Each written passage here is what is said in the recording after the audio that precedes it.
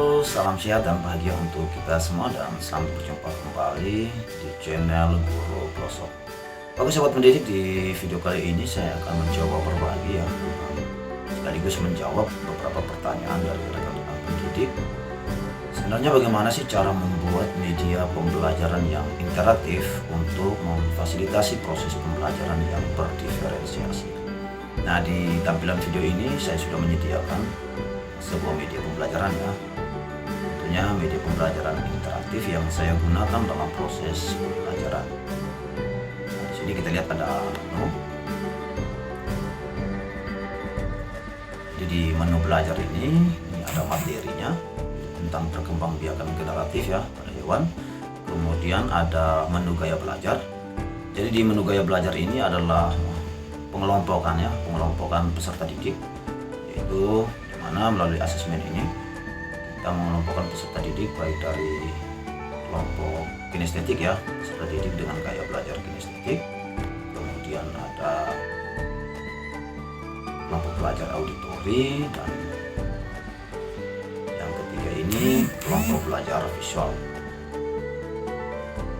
Jadi ini untuk membantu kita guru ya memahami tentang gaya belajar peserta didik. Kemudian yang kedua, ini ada tes awal, di mana tes awal ini juga berisikan pertanyaan pemantik ya, yang dapat memotivasi peserta didik sekaligus dapat mengukur tingkat pemahaman peserta didik terhadap materi yang akan dipelajari. Jadi di sini ada kuis ya, bisa 1 atau 2 kuis. Di sini saya masih desainnya pakai Canva, nanti akan diekspor ke PDF mengingat sekolah kami yang tidak memiliki jaringan. Jadi nanti akan diekspor dalam bentuk PDF sehingga bisa digunakan secara offline.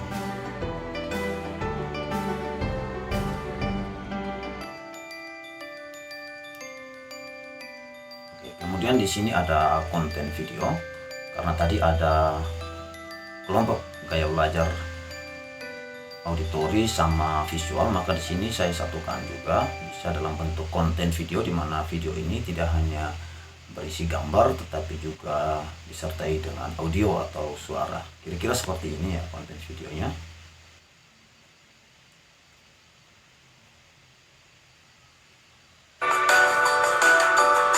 Proses perkembangbiakan ayam.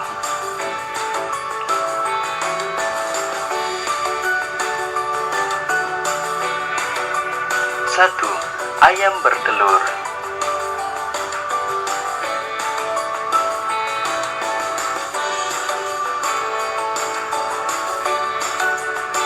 Ayam betina dapat menghasilkan 1 telur setiap hari.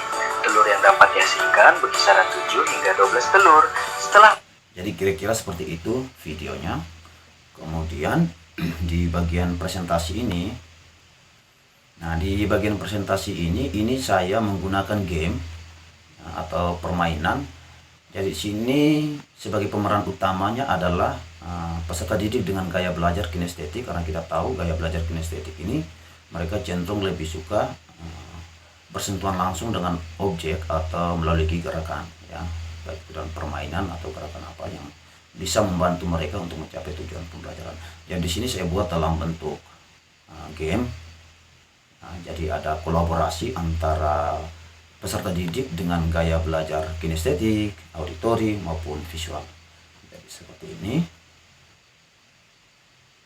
Karena itu jangan lupa subscribe channel YouTube Guru Pelosok, karena nanti untuk praktik atau aksi nyata video pembelajarannya pasti akan diupload melalui channel YouTube ini. Jadi seperti ini. Kemudian di sini ada gambar, ada deskripsi. Nah, di sini untuk lebih mempercantik kita bisa menambah audio atau suara terkait dengan deskripsi ini. Nah, jadi kita bisa rekam kembali hewan ovipar adalah hewan yang kita bisa rekam, dan rekamannya itu kita bisa tautkan dalam layar ini, dalam video ya. Jadi cukup banyak. Jadi ada beberapa contoh. Mungkin seperti itu. Jadi ini kita gunakan abjad ya, menebak kelompok hewan berdasarkan abjad. Jadi seperti ini juga. Nah, ini pengelompokan hewan vivipar berdasarkan abjad. Jadi ini kita batasi dengan huruf D, S, dan K ini. Bisa kita kembangkan lebih kreatif lagi. Jadi seperti ini S ya. Hewan vivipar adalah hewan yang berkembang biak dengan cara, jadi ini adalah sapi. Kira-kira gitu. Jadi intinya kita bisa mengelola kelas sehingga pembelajaran itu benar-benar melibatkan seluruh peserta didik. Kemudian di menu berikutnya ini untuk melakukan tes akhir ya, evaluasi, kita bisa gunakan game. Jadi ada game yang sudah kita sediakan di sini. Kelompok hewan ovovivipar ditunjuk oleh nomor titik-titik. Nah, seperti ini. Jadi silakan peserta didik menjawab. Kemudian kita bisa melakukan pemeriksaan ya, atau cek terhadap kebenaran jawabannya. Jadi nanti kita bisa kasih sound ya, yang tepuk tangan atau ya aplaus. Kemudian ada rangkuman.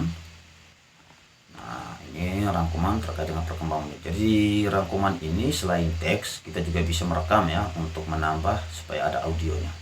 Jadi tidak hanya teks, tapi ada juga audio. Jadi anak bisa sambil merangkum, mereka juga bisa mendengar informasi yang ada dalam teks rangkuman gitu.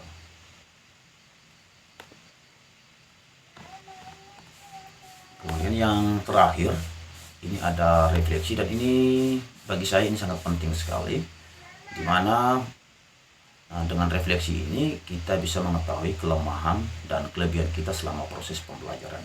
Jadi ini refleksi pertanyaan yang kita berikan kepada peserta didik ya, bisa 1 atau 2 pertanyaan, dan ini sangat membantu. Contohnya seperti bagaimana perasaan kalian selama mengikuti pembelajaran hari ini, atau apakah media yang digunakan membantu kalian memahami materi yang dipelajari. Jadi untuk refleksi ini biasanya saya tidak meminta siswa untuk menuliskan nama mereka, karena pengalaman saya itu ketika mereka diminta untuk menulis nama, mereka sedikit minder untuk menyampaikan secara jujur. Jadi kita bisa saja lembaran refleksi itu dibiarkan kosong tanpa nama, sehingga siswa bisa secara bebas menyampaikan perasaan mereka.